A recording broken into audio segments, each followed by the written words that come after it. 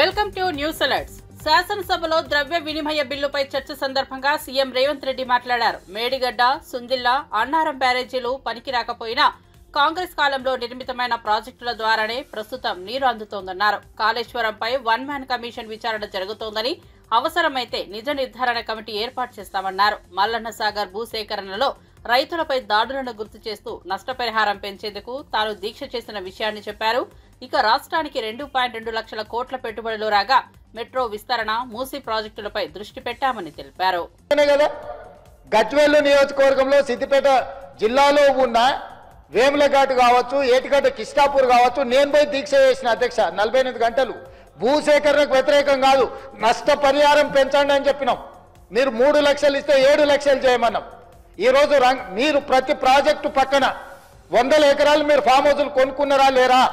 ఈరోజు ప్రాజెక్టులు డైరెక్ట్ గా కొండ పోచమ్మ నుంచి మీ ఫామ్ హౌస్ కి, మీ ఎర్రవల్లి ఫామ్ హౌస్ కి కాల్వలు తీసుకొని 100 ఎకరాలు మీరు నీళ్లు తీసుకెళ్ళి రాలేరా? ఈ రోజు రంగనాయక సాగర్ దగ్గర హరీష్ రావు గారికి ఫామ్ హౌస్ ఉన్నదా లేదా? మీరు ప్రాజెక్టులు కట్టిందే మీ ఫామ్ హౌస్ల కోసం. ప్రాజెక్టులు కట్టిన కాడ మీరు ఫామ్ హౌస్లు తీసుకున్నారు. దుర్మార్గమైన ఆలోచన మీది. ఈ రోజు మీరు సిద్ధంగా ఉన్నారా విచారణకు? కొండపోచమ్మ దగ్గర ఎవరికి ఫామ్ హౌస్ ఉంది, రంగనాయక సాగర్ దగ్గర ఎవరికి ఫామ్ హౌస్ ఉంది, లేకపోతే ప్రాజెక్టులు కట్టిన దగ్గర ఎవరికి భూములు ఉన్నాయో, ఎవరికి ఫామ్ హౌస్లు ఉన్నాయో నిజ నిర్ధారణ కమిటీ నేను కాదు, ఈ సభలో ఉన్న కాంగ్రెస్ పార్టీ నుంచి ఒక్కరిని కూడా వద్దు. బీఆర్ఎస్ నుంచి, బీజేపీ నుంచి, ఎంఐఎం నుంచి, సిపిఐ నుంచి శాసనసభ్యులతో నిజ నిర్ధారణ కమిటీని వేద్దాము. కట్టుకున్న ప్రాజెక్టులల్లా మీ చుట్టాల భూములను ఎట్లా తొలగించరు, మీ భూములను ఎట్లా తొలగించరు? మీ డైరెక్ట్ గా కేసీఆర్ గారి ఫామ్ హౌస్ కి కాల్వలు తీసుకెళ్లి ఫామ్ హౌస్ చుట్టూత వంకర, దాని చుట్టూత కాల్వలు తిప్పింది ఆధారాలు చూపించాలనా? దుర్మార్గమైన ఆలోచన మీకుంటది, మాకెందుకుంటది? ఇప్పటికి కూడా అబద్ధాలు చెప్పేది మానండి. ఎందుకు ఇంకా బుకాయించాలని, దబాయించాలని? ఎన్ని రోజులు అధ్యక్ష భూసేకరణ జరిగినప్పుడు భూమి కోల్పోయిన నిర్వాసితులకు బాధ, దుఃఖం ఉంటది. ఆ బాధ, దుఃఖం ఉన్న వాళ్లకు అత్యధికంగా నష్టపరిహారం ఇవ్వాలనేది మా ఆలోచన. ఆనాడు మల్లన్న సాగర్ లో 3 లక్షల నుంచి మొదలుపెట్టిన మీరు, మేము కొట్లాడితే అది చివరికి 10 నుంచి 12 లక్షలకు వచ్చింది.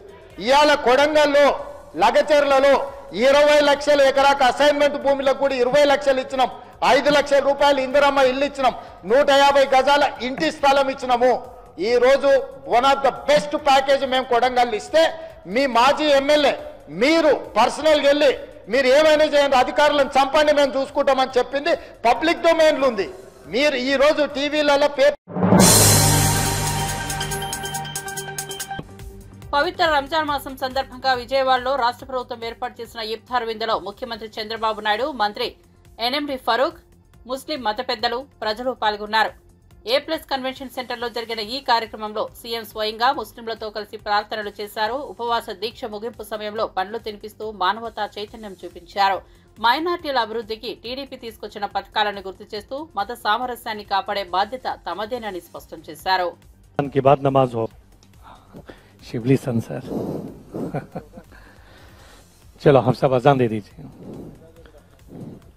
ఇప్పుడే కాదు, మొట్టమొదటి నుంచి కూడా తెలుగుదేశం పార్టీ మైనారిటీలతో అనేక కార్యక్రమాలతో అనుబంధం ఉంది. ఈ రోజు ఈ రాష్ట్రంలో సమైక్య ఆంధ్రప్రదేశ్ లో ఏమైనా జరిగిందంటే అది తెలుగుదేశం పార్టీ హయాంలో ముస్లింలకు న్యాయం జరిగింది తప్ప ఇంకోటి కాదు. పేదవాళ్లు ఎక్కువ ఉన్నారనే ఉద్దేశంతోనే మొట్టమొదటిసారిగా ఎన్టీ రామారావు గారు మైనారిటీ ఫైనాన్స్ కార్పొరేషన్ పెట్టి మైనారిటీలకు సహాయం చేసిన పార్టీ తెలుగుదేశం పార్టీ.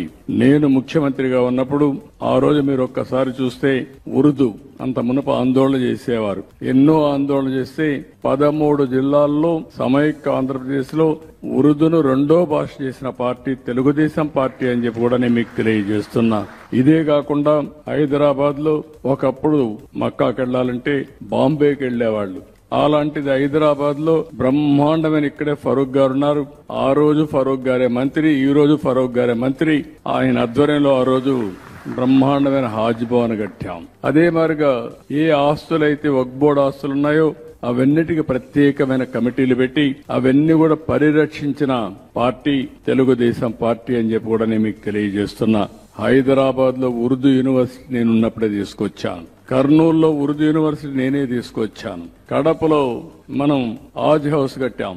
ఇక్కడ కూడా ఆజ్ హౌస్ ఫౌండేషన్ ఇస్తే వీళ్ళు వచ్చిన తర్వాత అది కూడా తీసేసే పరిస్థితికి వచ్చారు. రంజాన్ తోఫా ఇచ్చాం.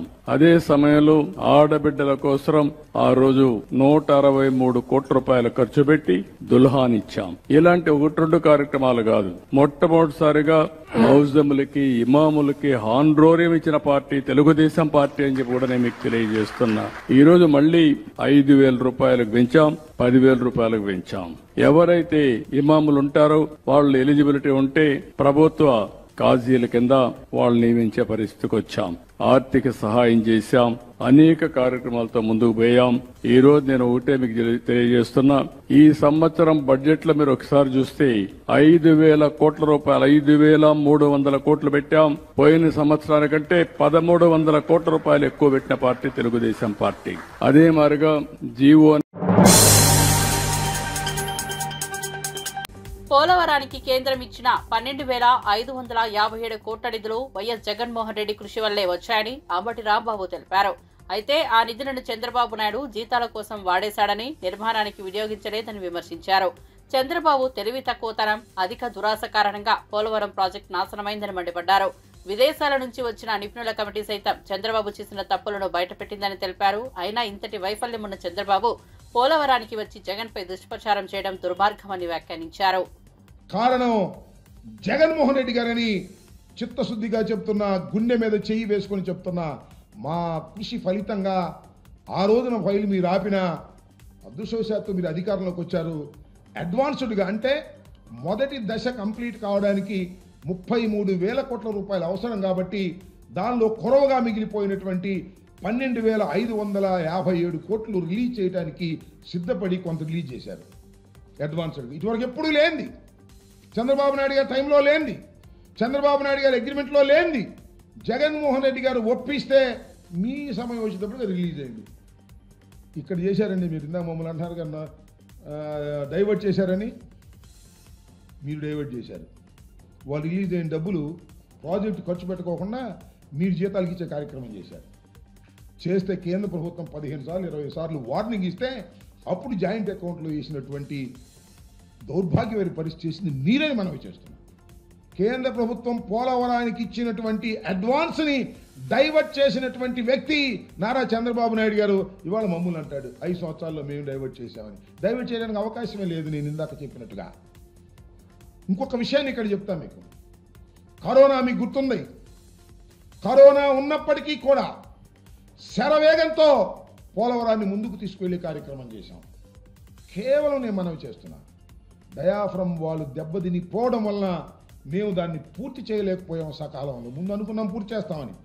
నేను వెళ్ళిన తర్వాత వెళ్ళి మాట్లాడి సీఎం గారితో చెప్పి, డయాఫ్రమ్ వాళ్ళు దెబ్బతింది సార్, ఇది నూతనమైనటువంటి డయాఫ్రమ్ వాళ్ళు నిర్మించేంత వరకు కూడా ఇది పూర్తి చేయడం సాధ్యం కాదు అని చెప్పి ఒప్పించి ఎప్పుడు పూర్తి చేస్తామో కరెక్ట్గా చెప్పలేమనే విషయాన్ని కూడా ప్రభుత్వం తరపున తొలిసారిగా నేను చెప్పినటువంటి అంశాన్ని కూడా ఇక్కడ నేను గుర్తు చేస్తున్నాను. ఈ విధంగా పోలవరం ప్రాజెక్టుని సర్వనాశనం చేసేటటువంటి కార్యక్రమం చేసినటువంటి చంద్రబాబు నాయుడు గారు ఇవాళ మాట్లాడుతూ ఉన్నాడు. మీకు ఒకటి కూడా చెప్తున్నా, ఆయన చెప్తున్నాడు కదా మా కాంట్రాక్ట్ లేకపోవటం వల్ల ఆ కొట్టుకుపోయిందని. అంతర్జాతీయ నిపుణులు నేను మనవి చేస్తున్నా. కెనడా నుంచి, అదేవిధంగా అమెరికా నుంచి ఇలాంటి పెద్ద ప్రాజెక్టుల నిర్మాణంలో, ఎందుకంటే ప్రపంచంలోనే చాలా పెద్ద ప్రాజెక్ట్ ఇది. సెకండ్ టీడీపీ నేత రమేష్ రెడ్డిపై పార్టీ అధిష్టానం చర్యలు తీసుకోకపోతే తాను రాజీనామా చేస్తానని తిరువూరు ఎమ్మెల్యే కొలికిపూడి శ్రీనివాసరావు ప్రకటించారు. రమేష్ రెడ్డిని పార్టీ నుంచి తక్షణమే బహిష్కరించాలని కోరుతూ గిరిజన మహిళ ఎమ్మెల్యేకు వినతిపత్రం అందజేశారు. అనంతరం స్పందించిన కొలికిపూడి 48 గంటల్లో రమేష్ రెడ్డిపై చర్యలు తీసుకోవాలని అధిష్టానాన్ని కోరారు. బాధితులకు న్యాయం జరగకపోతే ఎమ్మెల్యేగా తానెందుకని వ్యాఖ్యానించారు. 320 మరుగుదొడ్లు కట్టించినట్టు బిల్స్ తీసుకున్నాడు. రమేష్ రెడ్డి చేసిన అవినీతికి ఒక ప్రభుత్వ అధికారి బయలయ్యాడు. రాష్ట్రంలో, దేశంలో ఎక్కడ జరిగినా నేను స్పందిస్తా.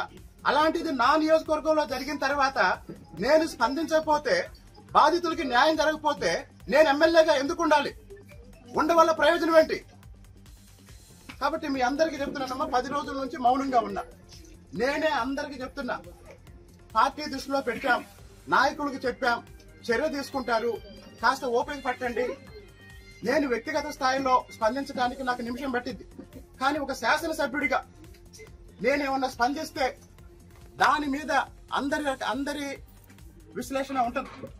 కాబట్టి నేను ఒక బాధ్యతాయుతమైన శాసనసభ్యుడిగా సమన్వయం పాటిస్తున్నాను, కొంచెం ఆగండి అని అందరికీ చెప్పాను. ఇప్పుడు నేను చెప్తున్నా, నేను ఎప్పుడు కూడా నా రాజకీయంలో గాని నా వ్యక్తిగత జీవితంలో గాని ఈ రోజు వరకు నేను ఎప్పుడు కులాన్ని వాడలేదు.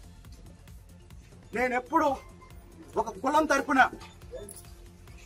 మాట్లాడు. కారణం ఏంటంటే పేదరిక నిర్మూలన చంద్రబాబు నాయుడు గారి లక్ష్యం. ఆ పేదరిక నిర్మూలనే అన్నిటికీ పరిష్కారం.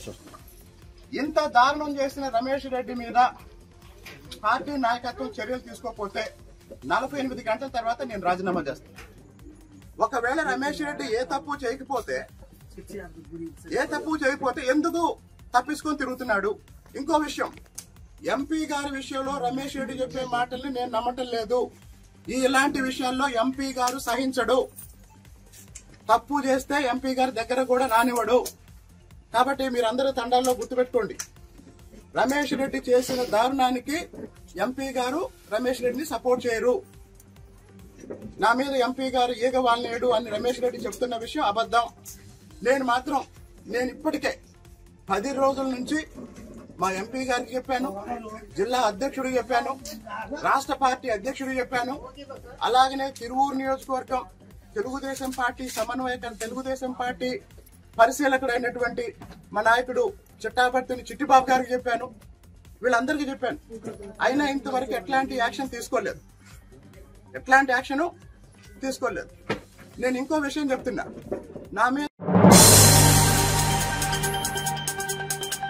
విశాఖ తీరంలోని విలువైన భూమిని లూలు సంస్థకు 99 సంవత్సరాల పాటు లీజుకు ఇస్తుండడంపై బొత్స సత్యనారాయణ మండిపడ్డారు. ఎన్నికల ముందు చంద్రబాబు నాయుడు సంపద సృష్టించారని అట్టహాసంగా చెప్పారని, ఇప్పుడు ప్రభుత్వానికి చెందిన వేల కోట్ల విలువైన భూమిని పారదర్శకత లేకుండా ప్రైవేట్ సంస్థకు రాసివ్వడమేనా సంపద సృష్టించడం అని ప్రశ్నించారు. ప్రజల ఆస్తులను ఇలా ప్రైవేట్ సంస్థలకు అప్పగించడం పూర్తిగా అన్యాయమని ఆరోపించారు. విశాఖ భూముల అమ్మకంపై ప్రజల్లో తీవ్ర అసంతృప్తి నెలకొంటుందని ఆయన హెచ్చరించారు. లీజు కూడా సంవత్సరానికి 50 లక్షల, ఎకరాకి 50 లక్షల రూపాయలకి లీజుకి ఇవ్వాలండి. దాంట్లో వాళ్ళు చేసే కట్టడాలు, సినిమా హాల్స్, రెస్టారెంట్లు, కన్వెన్షన్ సెంటర్లు, ఇవి ఆలోచించమని అడుగుతున్నాను. మీ ద్వారా రాష్ట్ర ప్రజానికాన్ని, ముఖ్యంగా మా ఉత్తరాంధ్ర ప్రాంతంలో ఈ ఉత్తరాంధ్ర ప్రాంత ప్రజలందరినీ కూడా సినిమాలు కట్టడానికి, రెస్టారెంట్లు కట్టడానికి, కన్వెన్షన్ సెంటర్కి, బీచ్ పక్కనున్న ఎకరా సుమారు 100 కోట్ల రూపాయలు తక్కువ లేకుండా చేస్తున్న 1300 కోట్ల రూపాయల ఆస్తిని ఒక ప్రైవేట్ సంస్థకి లీజుకి ఇవ్వడం అనేది సమంజసమా ఆలోచించమని కోరుతున్నాను. ప్రభుత్వం అట్టహాసంగా చెప్పింది ఎన్నికల ముందు, మేము సంపద సృష్టిస్తామని. ఇది సంపద సృష్టిలో భాగమా అని అడుగుతున్నాను. ఇదేనా సంపద సృష్టించమంటే? ప్రభుత్వం 100 కోట్ల వేల కోట్ల ఆస్తిని 99 సంవత్సరాలకి పారదర్శకత లేకుండా ఒక సంస్థకి ఇవ్వడం అనేది ఎంతవరకు సంబంధించి ఆలోచించమని కోరుతున్నాను. నిజంగా మీకు చిత్తశుద్ధి ఉంటే, ఎస్ ఇగో ఇక్కడ ఈ భూమి ఉంది, దీన్ని ప్రభుత్వం అభివృద్ధి చేయదలుచుకుంది, ప్రభుత్వంకి దీని మీద రెవెన్యూ జనరేట్ అవ్వాలి, ఎవరు వస్తారు, ఏ సంస్థ వస్తారు రండి అని ఓపెన్గా మీరు ప్రకటించాలనేది మా డిమాండ్. దాన్ని బట్టి ఆలోచన చేసుకోవాలి. అది లేకుండా కాంగ్రెస్ బీజేపీ మధ్య గల గోప్యబంధం అసెంబ్లీ సాక్షిగా బట్టబయలైందని హరీష్ రావు విమర్శించారు. సభలో ఇద్దరు పార్టీల నేతలు ఒకరికొకరు పొగుడుకుంటూ షేక్ హ్యాండ్లు చేసుకోవడం చూస్తే నిజమైన అవగాహన ఏంటో ప్రజలకు స్పష్టమవుతోందన్నారు. కాంగ్రెస్ పార్టీ ఇచ్చిన పత్రాలను బీజేపీ నేతలు చదివి మాట్లాడారని ఆరోపించారు. బయట ప్రజలు ముందుకు వచ్చి గొడవలెత్తించినట్లు నటించే సభలో మాత్రం చేతులు కలుపుకున్నారని పేర్కొన్నారు. ఇదే వారి మిత్ర బృందాన్ని కుట్ర రాజకీయాలకు బయటపెడుతోందని హరీష్ రావు పేర్కొన్నారు. స్పష్టంగా ఆధారాలతో సహా బీఆర్ఎస్ ప్రభుత్వ అప్పు కేవలం 41,000 కోట్లు మాత్రమే, ఏడాదికి 41,000 కోట్లు మాత్రమే చేశామని గత సంవత్సరంన్నర నుంచి మేము చెప్తూ వచ్చాం. మేము గత 16 నెలల నుంచి ఏదైతే చెప్పామో ఇవాళ కాగ్ రిపోర్టు కూడా మేము చెప్పిందే నిజమని చాలా స్పష్టంగా తేల్చి చెప్పింది. కాగ్ రిపోర్టు చెప్పడమే కాదు, బట్టి విక్రమార్క గారు కూడా అసెంబ్లీలో మేం చెప్పిందే నిజమని చెప్పారు. అంటే ప్రభుత్వము మరియు గ్యారంటీల రూపంలో తీసుకున్న మొత్తం కూడా కలిపి 4,17,000 కోట్లు మాత్రమే. 10 ఏళ్లలో 4,17,000 కోట్లు అంటే సంవత్సరానికి 41,000, 42,000 కోట్లు. అంటే కాంగ్రెస్ ప్రభుత్వం 1,58,000 కోట్ల రూపాయలు అప్పు చేసింది. చేసిన పని అయితే సున్నా. ఇలా నగ్నంగా ఇంకొక విషయం బయటపడ్డది. ముఖ్యమంత్రి గారేమో 3 గంటల 44 నిమిషాలకు సభలో మాట్లాడుతూ 1,52,000 కోట్లు అప్పులకు మిత్తిలకు కట్టినామని చెప్పిండు. 7 గంటల 44 నిమిషాలకు బట్టి విక్రమార్క మాట్లాడుతూ 88,000 కోట్లు అప్పులు మిత్తిల కింద కట్టినామన్నారు. 4 గంటల్లోనే ముఖ్యమంత్రికి ఉప ముఖ్యమంత్రి మధ్య 70,000 కోట్ల తేడా వచ్చింది. అంటే ఇలా ముఖ్యమంత్రి గోబల్స్ ప్రచారం చేయాలని ప్రయత్నం చేసింది. ఈయన ఆర్థిక మంత్రిగా ఉప ముఖ్యమంత్రిగా రాష్ట్ర ప్రభుత్వ ఖజానా నుంచి చెల్లించేది మాత్రమే రాష్ట్ర ప్రభుత్వ అప్పు. మేము గత 16 నెలలుగా ఏ లెక్క అయితే చెప్పామో ఇవాళ అదే లెక్క కరెక్ట్ అని కాగు చెప్పింది. సభ సాక్షిగా బట్టి విక్రమార్క గారు కూడా అదే చెప్పారు. సో ఇప్పటికైనా కాంగ్రెస్ నాయకులారా 6 లక్షల అప్పు, 7 లక్షల అప్పు, 8 లక్షల అప్పు అని గోబల్స్ మానుకోండి. బీఆర్ఎస్ ప్రభుత్వ అప్పు ఏడాదికి 41,000 కోట్లు, కాంగ్రెస్ చేసింది 1,58,000 కోట్లు. ఇది నేను చెప్పలే, రేవంత్ రెడ్డి గారే చెప్పారు. ఇకపోతే శాసనసభ బడ్జెట్ సమావేశాల్ని బీఆర్ఎస్ పార్టీ అద్భుతంగా ఉపయోగించుకున్నది. మేము చాలా స్పష్టంగా కాంగ్రెస్ తప్పిదాలను ఎత్తి చూపాం, కాంగ్రెస్ వైఫల్యాలను ఎండగట్టాం. 6 గ్యారంటీల కుప్పం మహిళల అభివృద్ధికి కూటమి ప్రభుత్వం తీసుకొచ్చిన ఎలిప్స్ సంస్థను మహిళలు పూర్తిగా సద్వినియోగం చేసుకోవాలని సీఎం చంద్రబాబు సతీమణి నారా భువనేశ్వరి పిలుపునిచ్చారు. రుణాలు తీసుకుని సమయానికి తిరిగి చెల్లించడం ద్వారా ఆర్థికంగా స్థిరపడొచ్చని సూచించారు. తాను కూడా 10 రూపాయలు అప్పు చేసినప్పుడు పూర్తిగా చెల్లించే వరకు నిద్ర పట్టదని చెబుతూ బాధ్యత గల ఆర్థిక నడతే మహిళల ఆత్మవిశ్వాసానికి బలమని చెప్పారు. మహిళా పక్షపాతి ప్రభుత్వంగా కూటమి ప్రభుత్వం పనిచేస్తోందని గుర్తు చేశారు. మీ చేయి దగ్గరికి వస్తుంది ఎలిప్స్ సంస్థ. దీని గురించి మీరు ఆలోచించి మీకు ఏది ఇష్టముందో, ఏమి చేయగలరో, మీ శక్తి ఏంటో మీరు ఆలోచించగలరు. ఒక్కళ్ళ చెప్పింది మీరు నమ్మకూడదు. మీకు ఏ శక్తి ఉంది, మీ ఇష్టం ఏంటి, ఏ ప్రొడక్ట్ లో మీ మనసు ఉంది. ఎందుకంటే మన ఇష్టం ఉంటేనే ఏదైనా మనం ముందుకు తీసుకెళ్ళగలం. పక్కన వాళ్ళు మనని తోస్తా ఉంటే ఇది చెయ్యి అది చెయ్యి అంటే అది కాదు. మన మనసుకి మనకే తెలుస్తుంది ఏది మన ఇష్టంగా ఏ పని చేయగలం, ఏ పని చేస్తే మనం డబ్బు సంపాదించగలం. వాళ్ళు లోన్లు ఇస్తున్నారు, తీసుకెళ్లి మన ఆడవాళ్ళం చాలా మంది మన కుటుంబం మీద ఖర్చు పెడతాం. అది కాదు మీరు ఆలోచించాల్సింది. నేను కూడా మీలాగా ఒక ఎంటర్ప్రెన్యూర్. నేను ఒక 10 రూపాయలు అప్పు తెచ్చానంటే అది ఎట్లా నేను తిరిగి ఇవ్వగలను, ఎన్ని నెలలో ఎన్ని రోజుల్లో ఆ అప్పు నేను ఎట్లా తీర్చగలను, ఆ సమయంలో నేనెంత లబ్ధి పొందొచ్చు నా ఇండస్ట్రీ నేను అనేది అనుకుని అట్లా మీ ఆడవాళ్ళు మహిళా శక్తి మీరంతా ఆలోచించి ముందుకు తీసుకెళ్ళాలి. మీ చేయి దగ్గరికి వస్తుంది అన్ని. అది కూడా మీ ప్రభుత్వం, ప్రజల ప్రభుత్వం, మహిళల కోసం వచ్చిన ఈ ప్రభుత్వం, చంద్రబాబు నాయుడు గారి ప్రభుత్వం మీ చెయ్యి దగ్గరికి, మీ ఇంటి గడపని తట్టి మీ శక్తిని, మహిళల్ని మేలు కొలుపుతుంది చంద్రబాబు నాయుడు గారి ప్రభుత్వం. అట్లా మీరందరూ ఈ ఎలిప్ సంస్థ ద్వారా, ఇప్పుడే వికాస్ గారు చెప్పారు, ఒక 50 మంది మీరు ఆల్రెడీ రిజిస్టర్ అయ్యారని. మీరు తప్పకుండా, నాకు తెలుసు, మీరు తప్పకుండా అది చేయగలరు.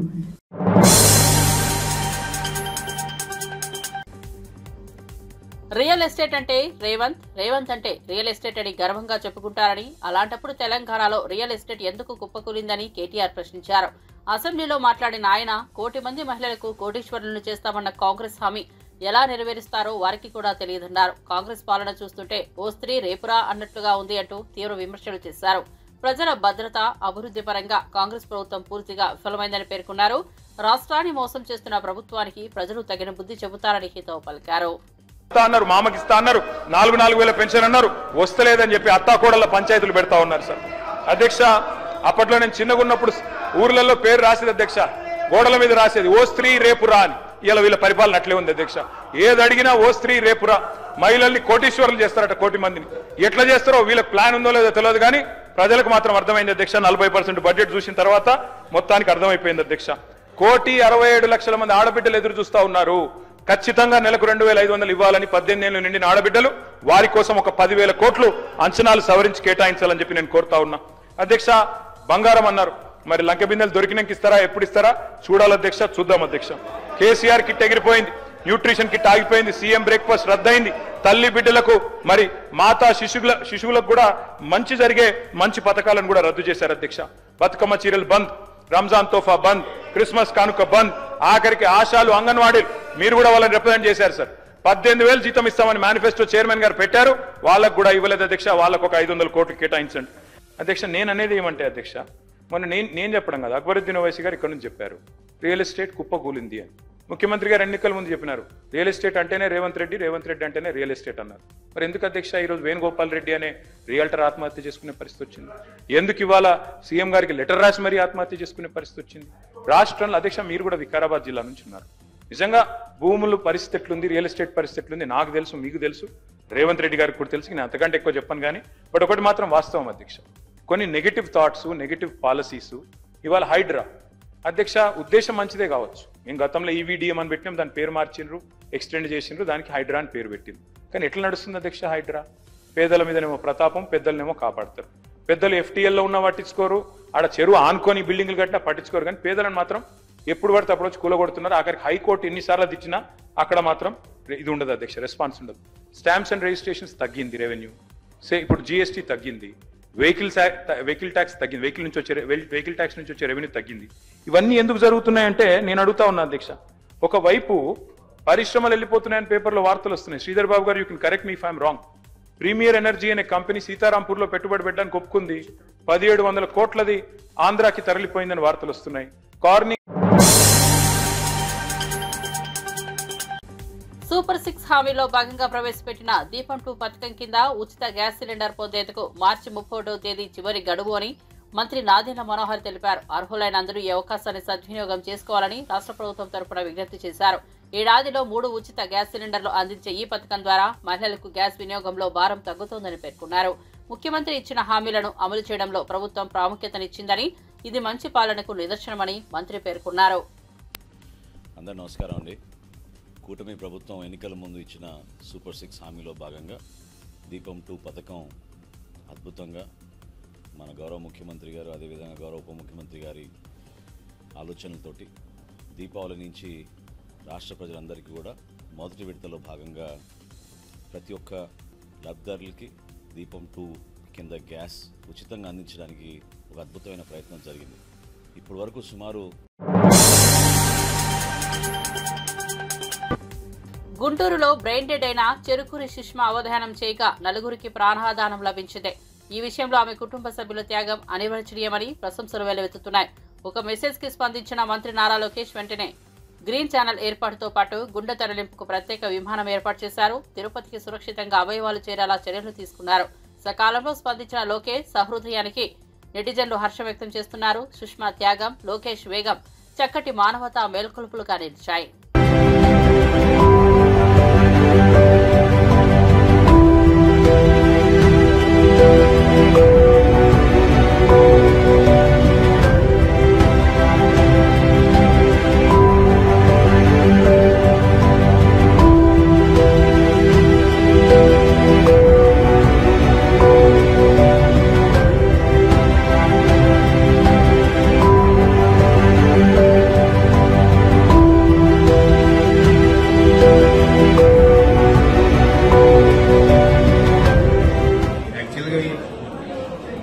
సడన్ గా ఫేస్ చేశాము ఈ సిచ్యుయేషన్ అంతా. Very few minutes, that is 2 to 4 minutes. ఆ సిచ్యుయేషన్ నుంచి బయటకు రాగలుగుతాము అని వెంటనే అనుకోలేదు. అనుకోకుండా ఇది నన్ను అడిగారు. అడిగినప్పుడు మరి ఇప్పటికీ తనను కోల్పోయాము, మరి పిల్లలు ఎలా రియాక్ట్ అవుతారు ఏంటో అనుకున్నాను. కానీ I feel very proud on their decision. This is their decision only.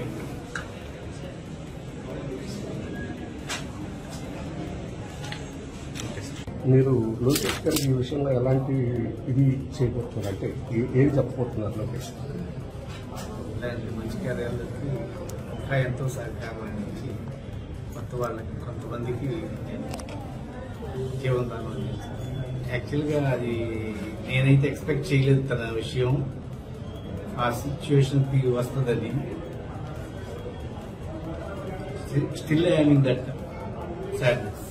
ఎవరో ఒకళ్ళైనా మమ్మీ ఆర్గన్ ద్వారా ఉంటారు, ఎలాగైనా మమ్మీ ఉంటారు. స్వచ్ఛందంగా డొనేట్ చేయాలని అంటున్నారు కదా, ఎలాగైనా మమ్మీ ఉంటారు అనేది ఆర్గన్ డొనేషన్కి మాకు ఎప్పటి నుండో ఓకే అనే ఉంది. ఇదర్ మాకేమైనా ఎవరికేమైనా ఫ్యామిలీ అంతా ఓకే అనుకునే ఉన్నాము ఎప్పటి నుంచి. ఛాన్స్ వచ్చింది వైనా ఇప్పుడు మా అక్కయ్య కానీ మా మదర్ కానీ వేరే వాళ్ళకి లైఫ్ వస్తుంది, దాంతో మేము దానికంటే చాలా హ్యాపీగానే ఉంది. ఫ్రాక్షన్ ఆఫ్ సెకండ్స్ లో వేరే వాళ్ళకి వెళ్ళి వాళ్ళకి హెల్ప్ అవుతుంది.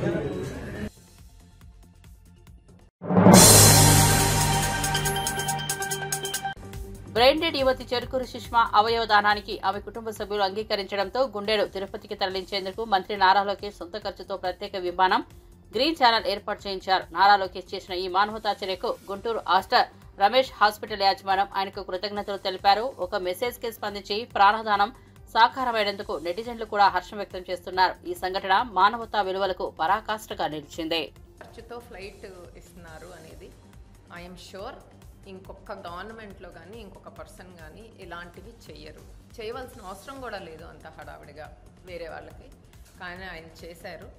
అండ్ గవర్నమెంట్ కూడా ఈ ట్రాన్స్ప్లాంట్ ప్రోగ్రామ్ని చాలా సీరియస్గా తీసుకుందండి. ఎందుకంటే ఒక్క పర్సన్ చనిపోతూ ఒక 7-8 మందిని బతికించగలుగుతున్నారు అంటే అది ఎంత మంచి విషయం. సో వాళ్ళు జియో నెంబర్ 95 కూడా పాస్ చేశారు. ఎవరెవరైతే ఇలా అవయవ దానం చేశారో వాళ్ళకి ఏదర్ కలెక్టర్ కానీ సబ్ కలెక్టర్ కానీ ఆర్డీఓ కానీ ఆల్ ఆనర్స్తో వాళ్ళ క్రిమేషన్ అది చేసేట్టు అని చెప్పి ఆ జియో కూడా పాస్ చేశారు. అదే కాదు, మనం అవయవాలు షిఫ్ట్ చేసే టైంకి కూడా గ్రీన్ కారిడార్ ప్రొవైడ్ చేయటం కానీ అలాంటివి చేయటంలో కూడా గవర్నమెంట్ చాలా ముందుకు వస్తుంది. అంత హెల్ప్ చేస్తున్నారు. అండ్ ఇంకొకటి ఏంటంటే ఇప్పుడు పెద్ద హాస్పిటల్స్లో కార్పొరేట్ హాస్పిటల్స్లో ఏదైతే ట్రాన్స్ప్లాంట్ చేస్తున్నారో సిమిలర్గా ట్రాన్స్ప్లాంట్ ప్రోగ్రాము గవర్నమెంట్ హాస్పిటల్స్లో కూడా చేయాలి, అందరికీ రీచ్లో ఉండాలి అనే ప్రయత్నంలో కూడా గవర్నమెంట్ ఉందండి.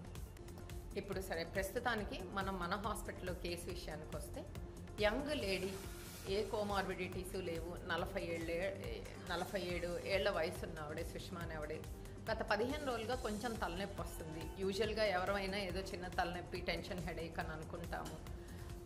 అండ్ లాస్ట్ 2 డేస్లో కొంచెం వామిటింగ్స్ అయ్యాయి. సో మన హాస్పిటల్కి వచ్చేసరికి ఆల్రెడీ తలలో బ్లీడింగ్ అయిపోయి వచ్చారు. ఇమీడియట్గా రాగానే మనం సర్జరీకి తీసుకున్నాము. కొంతమంది దానివల్ల ఇంప్రూవ్ అవుతారు, కానీ ఈవిడ కేసులో ఇంప్రూవ్మెంట్ రాలేదు. And finally brain death declare చేయాల్సి వచ్చింది. సో ఆ అటెండెంట్స్ ఎంత వాళ్ళు ముందుకు వచ్చేసి మేము మా మదర్ది, ఎస్పెషల్లీ 2 చిన్నపిల్లలు అండ్ వాళ్ళ హస్బెండ్ కలిసి డిసైడ్ చేసుకొని మా మదర్ది ఇంకొకరికి ఉపయోగపడితే మేము వచ్చి డొనేట్ చేయడానికి రెడీగా ఉన్నాము అని వాళ్ళు ముందుకు వచ్చారు. సో మన హాస్పిటల్లో రిజిస్టర్ అయిన పేషెంట్స్ ఉన్నారు ఆల్రెడీ, లివర్, కిడ్నీ అండ్ వేరే హాస్పిటల్స్కి కూడా కొన్ని ఆర్గాన్స్ వెళ్తున్నాయి. ఫర్ ఎగ్జాంపుల్ హార్ట్ పద్మావతి హాస్పిటల్కి వెళ్తుందండి. దానికి వాళ్ళ రాత్రి ఒకసారి ఇక్కడ ఆర్గాన్ రిట్రీవ్ చేశాక 4 గంటల నుంచి మ్యాక్సిమం 6 గంటల లోపల హార్ట్ రీపర్ఫ్యూజ్ చేయాల్సి వస్తుంది అక్కడ. అందుకని అది ఫ్లైట్లో వెళ్తుంది. దానికి గ్రీన్ కారిడార్ అదంతా